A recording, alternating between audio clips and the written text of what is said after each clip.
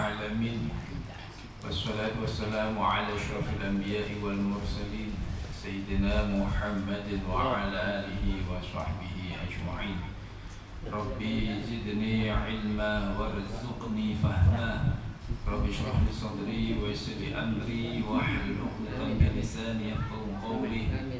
اللهم اجعلنا خالصة وجه الكريم، اللهم اجعلنا خالصة وجه الكريم، اللهم اجعلنا خالصة وجه الكريم. أما بعد. Hari ini kita lanjutkan pengajian fikih tentang najis dan cara menghilangkannya. Bahwasannya najis itu terbagi menjadi 3. Yang pertama najis mukhaffafah, yang kedua adalah najis mutawassithah, yang ketiga adalah najis mughallathah.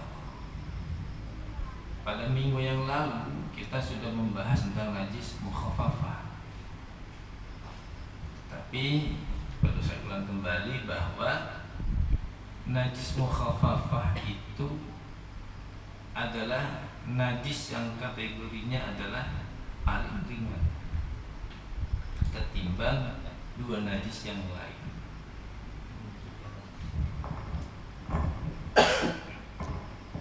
Najis ini, mukhaffafah ini, itu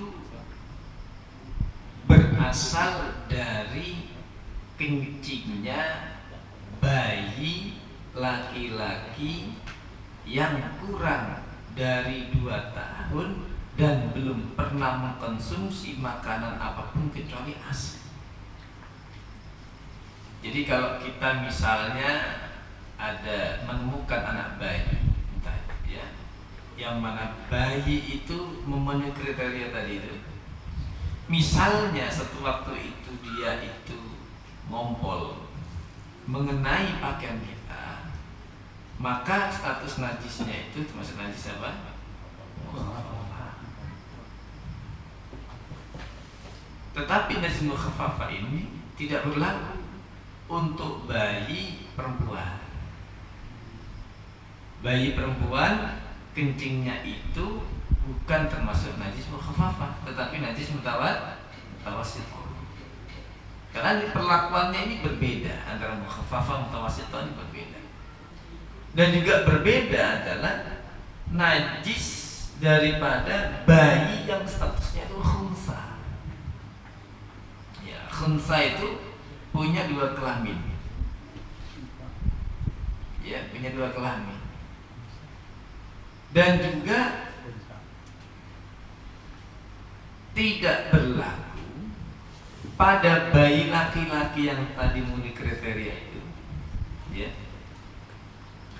Tetapi bayi tersebut ini suatu waktu memakan selain mengkonsumsi selain ASI.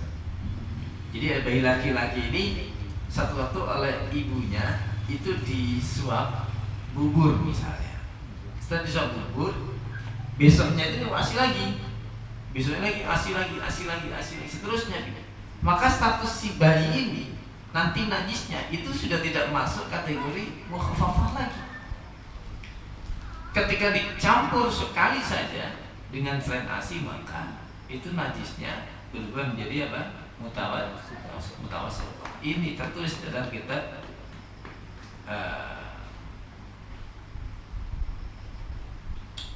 lupa kitabnya. Ya. Bukan.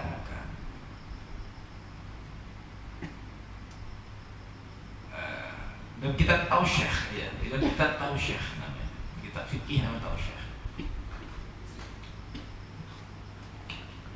Maka dari itu kalau bayi yang statusnya kencingnya itu mukhaffafah, bagaimana cara mensucikannya? Cara mensucikannya itu tidak perlu sampai mengalirkan air ke atas bagian terkena najis. Misalnya ini kain misalnya, tegak najis, bayi tadi mukhafaf di sini. Biasanya kita mengenal najis, ini kan disiram air sampai itu mengalir, menetes, diperas, ya, kemudian kita jemur. Itu tidak begitu. Yang mukhafafah itu cukup dengan apa? Dipercikkan begini saja, ya, dipercikkan itu sudah cukup. Walaupun air itu tidak sampai menetes, itu sudah cukup. Karena ini berlandaskan pada suatu cerita yang dikisahkan oleh Rasulullah. Satu waktu Rasulullah itu menggendong bayi laki-laki, terus kemudian bayi itu ngompol. Akhirnya Nabi itu melakukan pensucian dengan cara memercikkan tadi, birashil ma, dengan memercikkan air. Setelah itu Nabi ditegur oleh Siti Aisyah, Rasulullah, kan tadi sarungnya, pakaiannya kena najisnya bayi laki-laki tadi itu. Maka Nabi mengajarkan, kalau bayi laki-laki tadi itu cara mensucikan begini, dengan cara memercikkan. Ya, ini pertama. Kenapa? Karena ini berkaitan dengan kehidupan kita sehari-hari. Kita ini pasti ya punya anak kecil, atau mungkin sudah ada yang generasi cucu gitu ya. Ini harus tahu. Terutama juga ini nanti berkaitan dengan misalnya di KM. Kan musala ini tidak kecil kemungkinan adanya anak kecil yang bermain di musala atau masjid. Ada anak yang masih bisa pakai pampers gitu kan, di bawah 2 tahun main di masjid ngumpul. Nah, itu cara penyucian bagaimana? Gitu ya. Jadi kalau anak ini memang diyakini masih murni ASI, caranya jelas nih Pak. Ya. Nah, yang kedua, najis yang kedua itu disebut najis mutawasit. Ya, mutawasit. Najis mutawasit ini cara penyuciannya berbeda dengan yang mukhafafah tadi. Kalau yang mutawasit ini cara penyuciannya tidak cukup hanya dengan memercikkan air, tetapi ada beberapa hal yang harus dilakukan. Pertama diantaranya adalah ketika kita menemukan najis mutawasit ini yang bukan berasal dari kencingnya bayi laki-laki tadi, atau bukan berasal dari najisnya hewan yang berstatus mughalladhah, berarti selain keduanya itu. Ya, misalnya apa? Apa misalnya? Najisnya apa? Ya, kencingnya orang gitu ya. Ada apa namanya? Kotoran dan tai ayam dan seterusnya gitu ya. Maka ini cara penyuciannya ada perlakuan khusus. Pertama adalah kalau misalnya itu adalah benda padat ya, atau benda cair, caranya najisnya dihilangkan dulu, dibuang dulu. Jangan langsung main siram Pak. Ya, harus dihilangkan dulu. Misalnya di karpet masjid ini, musola ini ada tai kucing ya. Ya. Caranya sebelum proses penyucian, tai kucing ini dibuang dulu. Ya, setelah dibuang baru kita masuk proses penyucian, pembersihan dan penyucian. Jadi intinya adalah sumber najisnya ini harus hilang dulu, baru kemudian proses berikutnya. Ya. Nah, kemudian cara menyiram, ya, cara menyiram najis ini harus dipastikan bahwa sifat-sifat najis itu harus hilang. Apa sifat najis? Misalnya bentuknya, misalnya baunya, misalnya warnanya. Ini kalau rasanya kayaknya nggak mungkin lah ya, masa mau dirasa gitu kan? Bisa juga. Atau ada yang memang spesialis di sini, gitu. Spesialis merasakan najis, ya nggak mungkin lah ya. Ya. Jadi ketika misalnya sumber najis sudah hilang, sumber najis sudah hilang, tetapi sifat najis masih ada. Misalnya apa baunya, misalnya apa ya aromanya ya misalnya. Maka caranya adalah kita harus menyiram barang atau benda yang mutanajis. Mutanajis itu apa? Mutanajis itu adalah benda yang terkena najis. Itu disebut dengan mutanajis. Kalau najis itu harus dihilangkan. Ya, barang harus dibuang. Kalau mutanajis itu barang harus dibuang. Tetapi sumber najis hilangkan, maka benda itu bisa kembali menjadi suci. Gitu ya. Jadi najis dengan mutanajis itu tidak sama. Kalau najis itu bendanya, kalau mutanajis barang yang tercampur dengan atau terkena najis. Ya. Maka kemudian ini harus disiram. Nah, pertanyaannya, menyiram itu minimalnya berapa kali siram? 7. Ya, misalnya nih kita buang air kecil tuh ya. Misalnya kita buang air kecil nih. Ya, buang air kecil ini kalau kita kalau zamannya ulama kan kayak gayung ya ceritanya. Kalau zaman sekarang kan udah pakai shower, gitu ya, pakai selang, kayak apalah gitu ya. Kalau zaman dulu kan kayak gayung. Nah ini berapa kali siraman gayungannya itu? Ya. Kalau di dalam beberapa literasi fikih itu kebanyakan fuqaha itu menyatakan minimalnya disiram itu sebanyak 3 kali minimalnya. Ya. Tetapi kemudian dibantah juga oleh ulama yang lain, enggak, sekali cukup.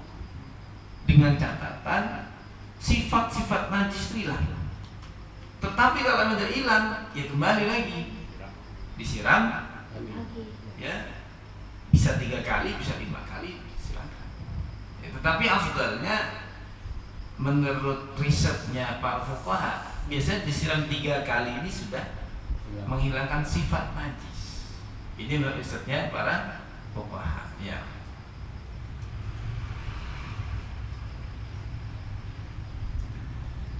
Jamaah rahimakumullah. Lalu sekarang menjadi masalah begini. Kalau misalnya kita punya sarung, ini biasanya perempuan ya. Perempuan mengalami namanya haid. Ketika mengalami haid, kemudian darah haidnya itu tembus sampai ke pakaiannya, ternyata kemudian dicuci, dijemur, kok bekas daripada darah itu tidak hilang. Apakah pakaian ini boleh digunakan untuk sholat lagi atau dibuang? Ya, apa nih kira-kira nih? Dibersihkan lagi.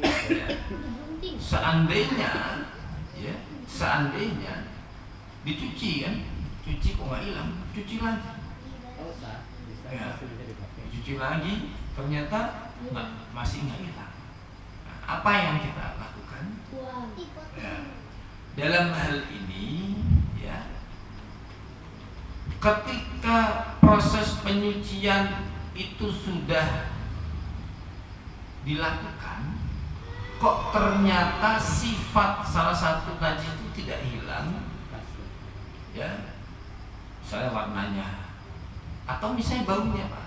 Ini kalau bau ini kaitannya sama apa? Para mania apa namanya? Jengkol. Nah, ini ya. Ternyata kalau tidak tahu trik makan jengkol, ini masalah di kamar mandi. Ya, kamar mandinya bau. Dulu waktu saya masih mondok di Ciputat Pak ya. Itu kan ya namanya pesantren itu kan orangnya kan macam-macam. Penghuninya banyak, kamar mandinya ya berapa hanya terbatas. Suatu waktu kalau sudah pagi ya kita nggak nolak waktu. Itu kan bau jengkolnya itu luar biasa. Ya, aromanya itu. Campur aduk. Ya. Tapi kalau yang bau jengkol kayaknya jin nggak kerasa kan? Betul. Ya, jin itu tutup hidung tuh, nggak kerasa, pindah aja jin itu. Makhluk-makhluk yang aneh-aneh kan. Gitu. Jadi bagaimana dengan kasus jengkol ini, bau jengkol? Kena celana, dicuci, baunya ini nggak hilang. Atau tadi masalah darah haid. Nah dalam hal ini, ketika prosedur cara penyucian sudah dilakukan, ain najis dihilangkan. Proses penyucian dilakukan, direndam, dijemur, diperas gitu kan. Walaupun kemudian ternyata sudah itu semua dilalui dan belum hilang, maka itu sudah dianggap suci. Ya, sudah dianggap suci. Kenapa? Karena hal ini akhirnya dihukumi sebagai apa? Darurat. Darurat. Dianggap ini noda bandel nih. Noda bandel itu ya dimaafkan dengan catatan semua proses itu sudah dilakukan. Gitu ya. Nih.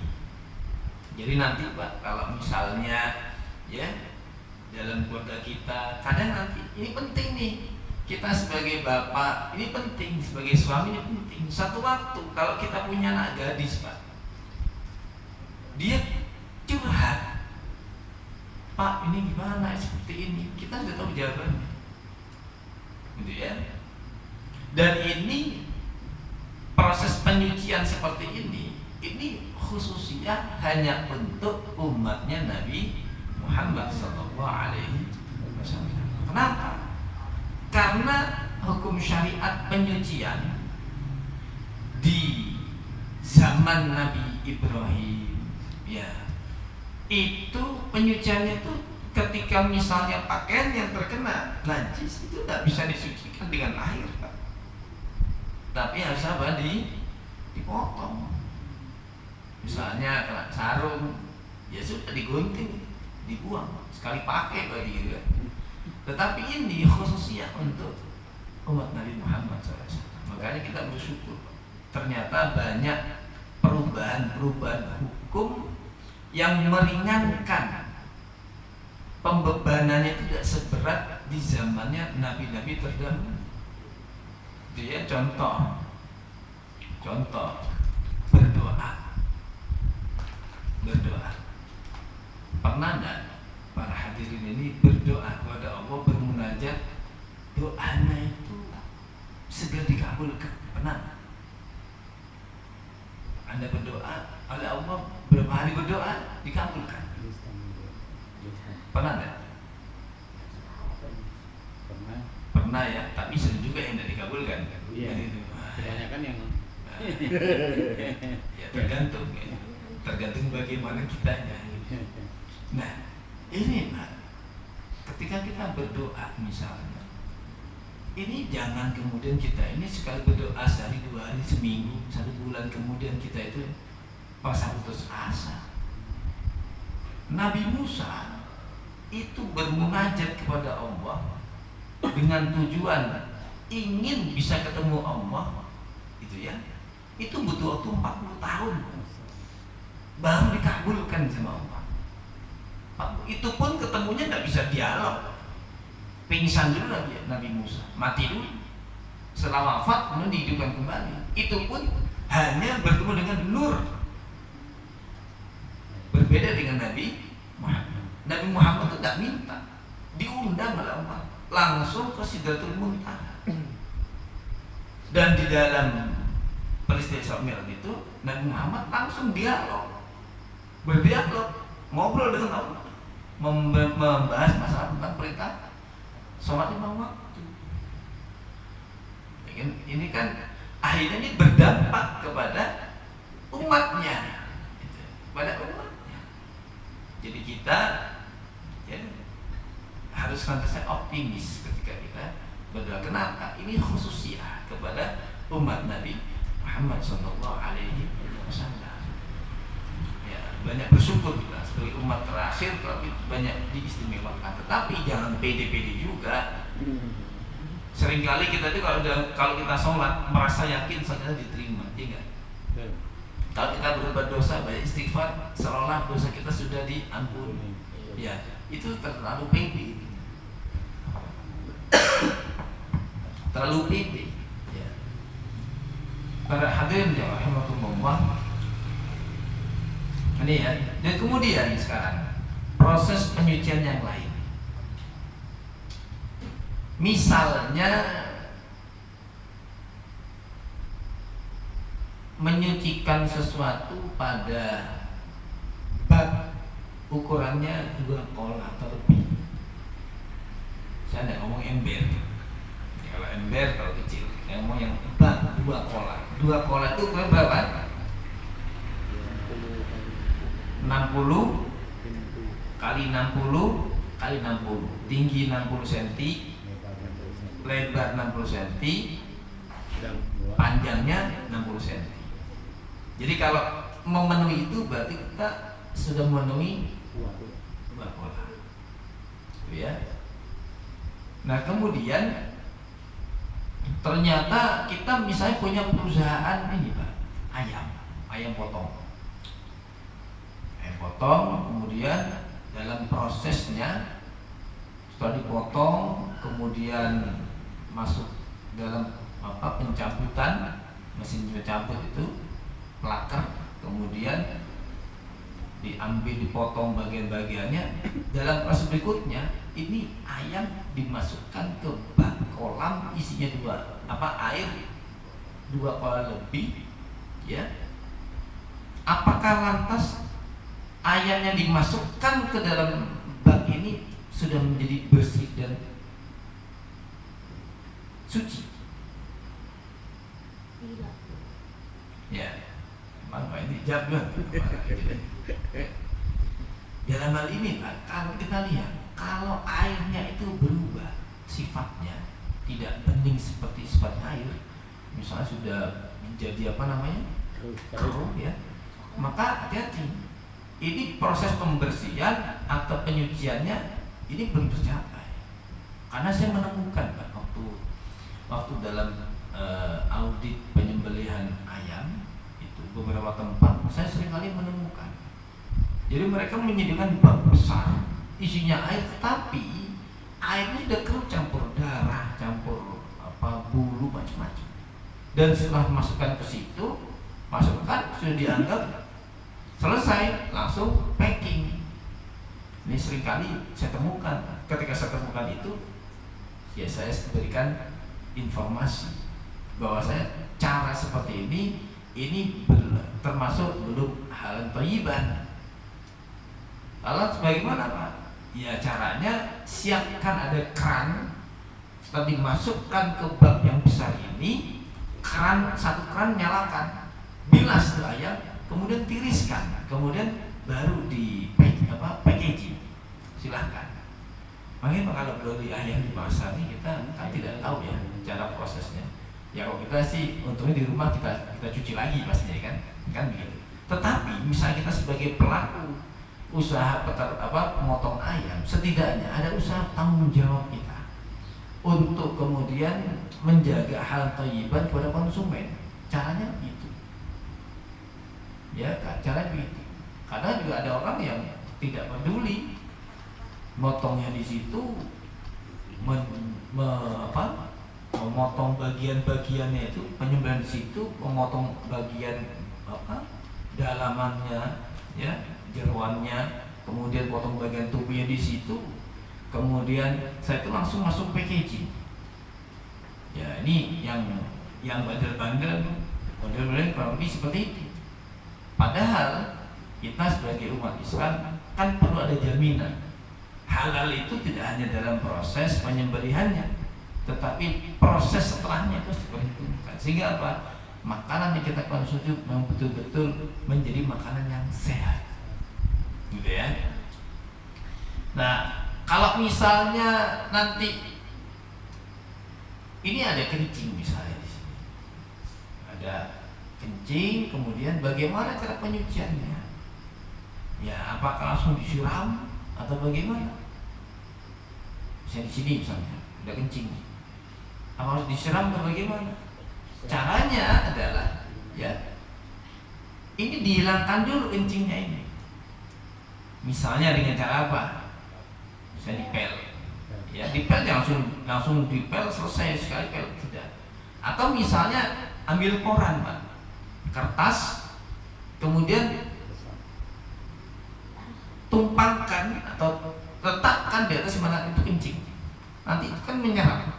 Tunggu berapa saat? Ya, setelah mungkin kurang lebih 15 menit itu kan menjadi pindah tuh. Cairannya dari kertas kan, lingkungan agak kering. Dan ini agak enak untuk mensucikannya. Ketimbang ambil kain pel langsung dipel kencingnya.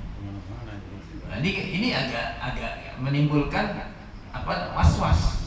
Ya, menimbulkan kekhawatiran. Makanya cara paling aman adalah menghilangkannya. Kalau najis itu benda cair adalah ya tadi kalau misalnya pel-pelan, ambil pel, taruh pelnya, biar kayak dulu. Ya meresap dulu. Atau misalnya ambil kain pel, kemudian ambil baskom, diperas pindah, mau balik silakan. Ya, yang jelas ada jaminan bahwa najisnya itu tidak berpindah.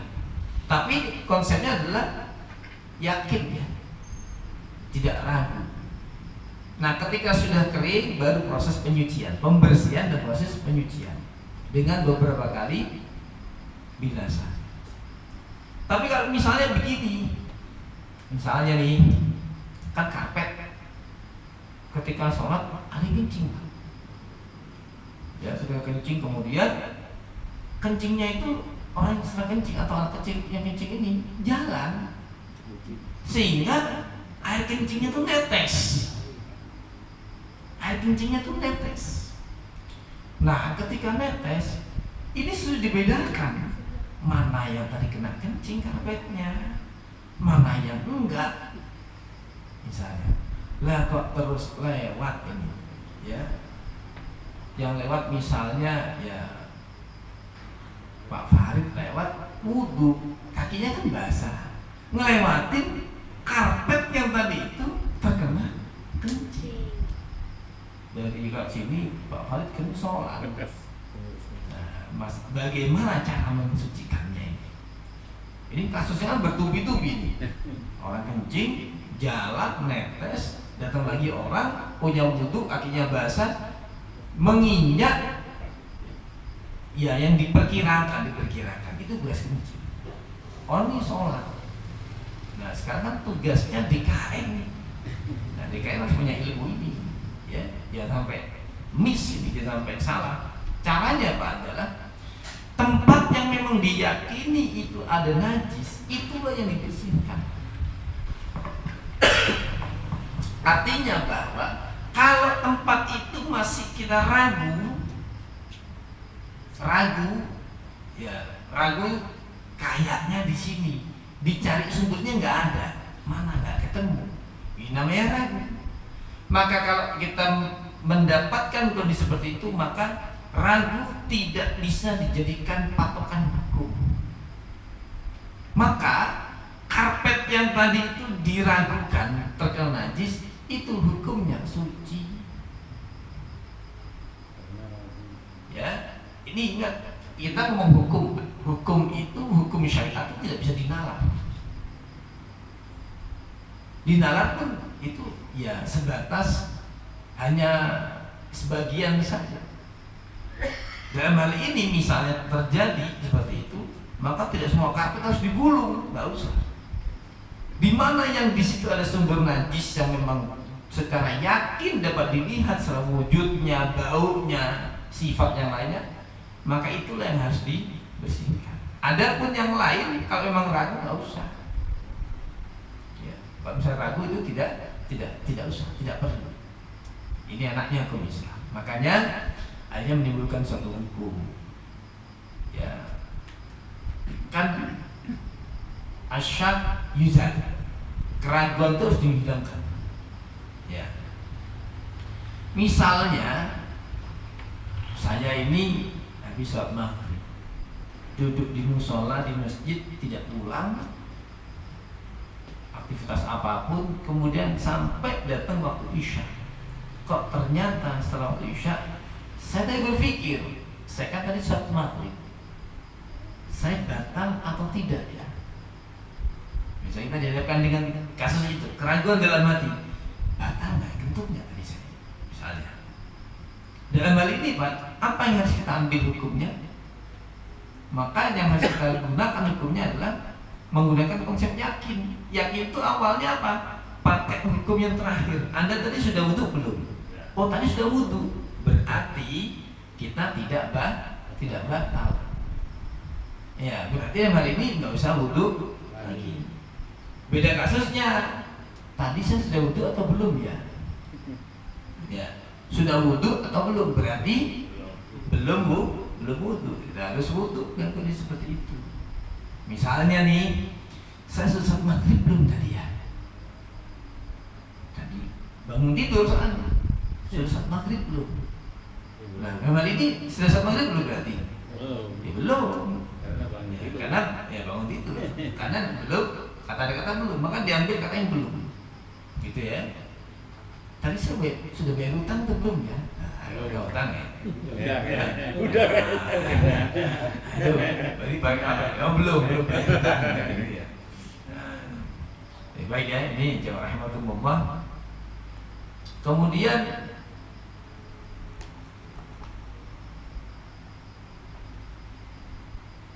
misalnya minggu lalu sudah saya bahas, karpet ini terkena najis, kemudian diangkat keluar, dijemur. Ketika dijemur, karena memang panasnya memang luar biasa, bau kencing itu hilang. Wujud kencing itu nggak ada, baunya hilang, wujudnya hilang. Pertanyaannya, apakah karpet ini sudah dianggap suci? Sudah. Kan udah terus belum cuci Ya. Maka jawabannya adalah belum. Kenapa? Karena sinar matahari itu tidak memiliki kekuatan untuk mensucikan. Sinar matahari, tetap yang mensucikan itu adalah air. Jadi kalau misalnya seperti itu kondisinya, tetap harus misalnya sudah hilang, ya tetap harus disiram. Ya, ini menjadi penting karena ya sekali lagi sangat berkaitan dengan kehidupan kita sehari-hari. Ada pertanyaan sampai sini? Najis mutawasid? Najis ini kayak najisnya air mandi itu terus mandi Apa? Mandi. Oh ya. Di dalam Islam ini ada jenis-jenis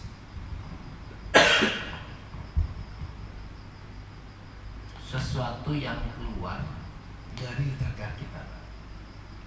Ya, ada jenis cairan yang keluar dari zakar kita itu diantaranya air kencing. Ya. Nomor 2 air mani. Ketiga air madi. Yang ketiga air wadi.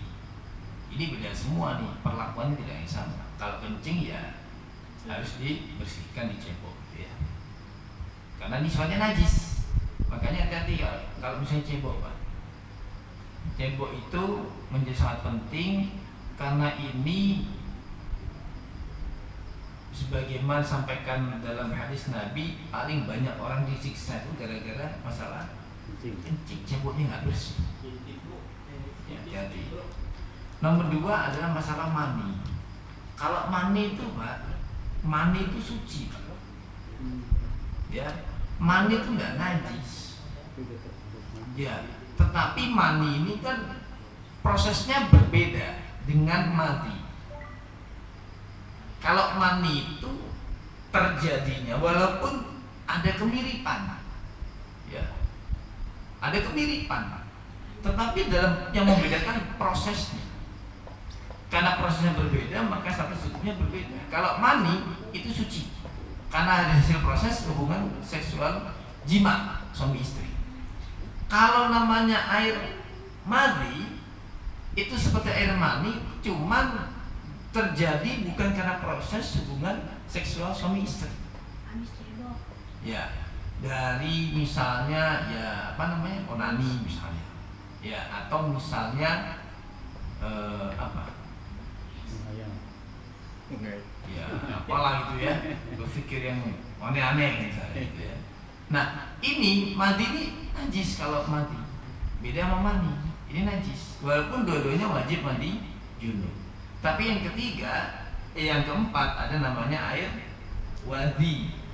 Wadhi itu keluarnya berbeda dengan mani atau madhi. Kalau wadhi itu cairan yang keluar setelah kita buang air kecil. Jadi cairan warna putih, dia agak lengket, agak pekat. Yang keluar karena sebabnya satu diantaranya karena lelah. Fisik kita lelah, itu keluar tuh biasanya. Atau yang kedua, setelah kita melakukan apa? Angkat barang berat. Ya, itu terkadang keluar tuh. Tapi biasanya keluarnya ketika setelah kencing. Dan ini statusnya juga najis, tetapi tidak perlu mandi junub. Cukup seperti air, seperti hanya kencing. Ya. Dan keluarnya berbeda, ya tidak muncrat, tidak disertai dengan rasa nikmat, tidak.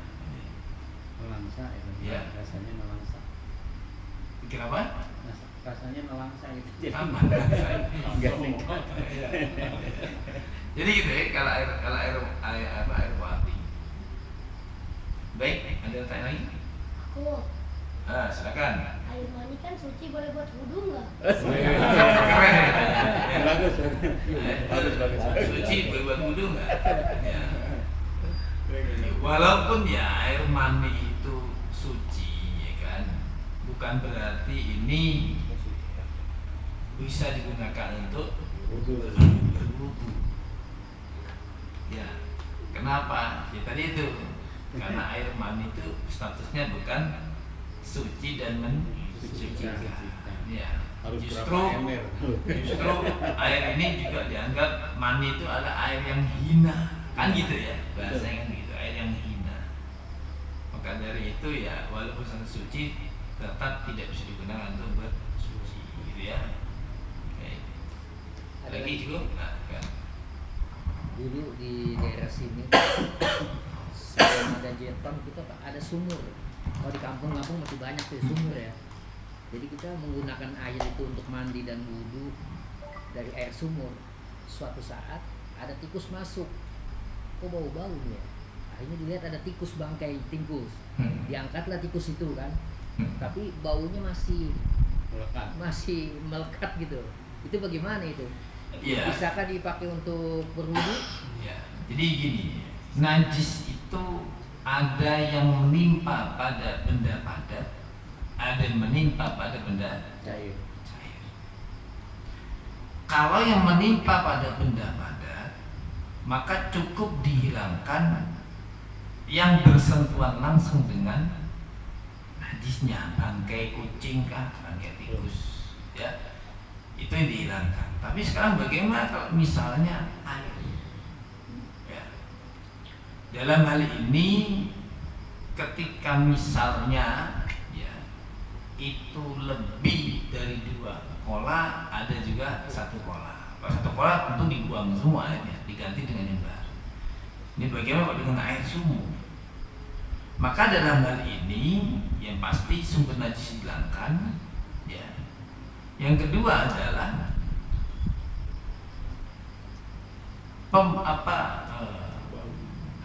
pembuangan mungkin sebagian dikuras lah bahasanya itu.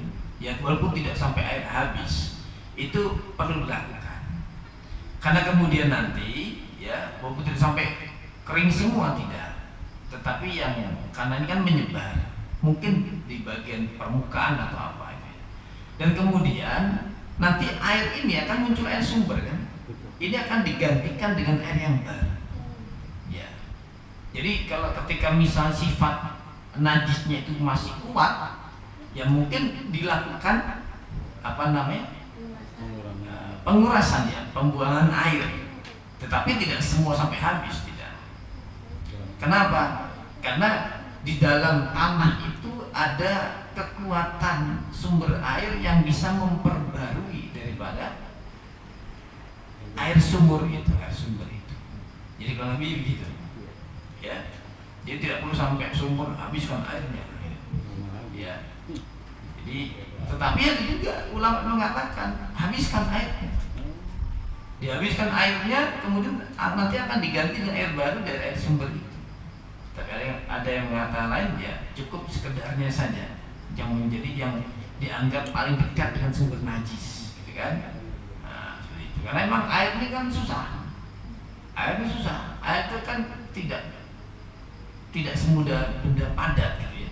Kalau padat kan gampang bisa teridentifikasi cepat. Kalau air menyebar, ya karena sifat air kan gitu, cair, gitu ya. Baik, ada lagi cukup. Kita lanjutkan. Nah, habis ya. Syak. 2 menit lagi. 2 menit lagi. Baik, yang ketiga, ini cara penyucian daripada najis mughaladzah. Ya, najis mughaladzah. Najis mughaladzah itu apa? Najis mughaladzah itu adalah najis yang bersumber daripada Hewan. ya 2 hewan yang ini khusus, anjing dan Babi. babi, termasuk hasil perkawinan silang antara keduanya. Ada kucing kain sama anjing misalnya, kemudian yang beranak ini kucing, tetapi kawin silangnya jelas dengan anjing, maka anak kucing ini hukumnya najis mughaladzah. Ada babi kawin sama manusia, wajahnya persis manusia, tetapi induknya ini induk babi, maka anak yang dilahirkan itu adalah najis mughaladzah. Nah, karena ini mughaladzah itu segala-galanya, mau air liurnya, mau bulunya, mau kotorannya, mau kencingnya, semuanya sudah itu termasuk kategori najis mughaladzah. Ya. Nah, cara mencucikan bagaimana? Ini agak berbeda dan agak berat. Sebagaimana kita ketahui bersama, caranya dengan bagaimana? 7 kali basuhan. Yang 6 itu menggunakan air, yang 1 menggunakan debu atau pasir atau tanah, gitu ya. Nah, kemudian di antara 7 ini, penyucian menggunakan tanah ini di sebelah mana? Yang pertama, kedua, ketiga, atau yang keberapa? Dalam hal ini tidak ada aturan khusus. Mau pertama boleh, kedua boleh, ketiga boleh, tetapi beberapa ulama tidak semuanya. Misalnya Imam Al-Bajuri, ya, misalnya lagi Imam Nawawi dalam kitab Nihatul Zain itu mengatakan baiknya itu yang pertama itu menggunakan debu. Sentuhan pertama itu debu. Debu taruh di pertama, urutan pertama. Dan debu itu bukan debu kering, Pak. Ini bukan. Tapi debu yang nyangkut dengan air. Ya, kondisinya basah ya, sampai air itu sifatnya keruh. Ketika itu keruh, maka dapat digunakan untuk mensucikan. Sisanya yang 6 berarti siram pakai air. Ketika itu sudah terjadi, maka sudah dianggap suci. Gitu ya. Ini cara penyucian najis mughaladzah. Kelas berat memang. Ya, kelas berat. Azan ya. Iya. Baik, karena azan minggu depan ada satu hal yang saya sampaikan. Misalnya Pak Farid beli rumah yang dengan harga murah, ternyata pemiliknya itu pelihara anjing. Nah, ini bagaimana katanya? Dibeli nggak? Nggak dibeli, harganya murah. Ya, dibeli, anjingnya di mana-mana. Nih, bagaimana cara penyuciannya? Nah, kita jawab dulu Pak. Ya. Baik, terima kasih. Mudah-mudahan bermanfaat. Mohon maaf apabila salah kata. Akhirul kalam. Wassalamualaikum warahmatullahi wabarakatuh. Waalaikumsalam warahmatullahi wabarakatuh.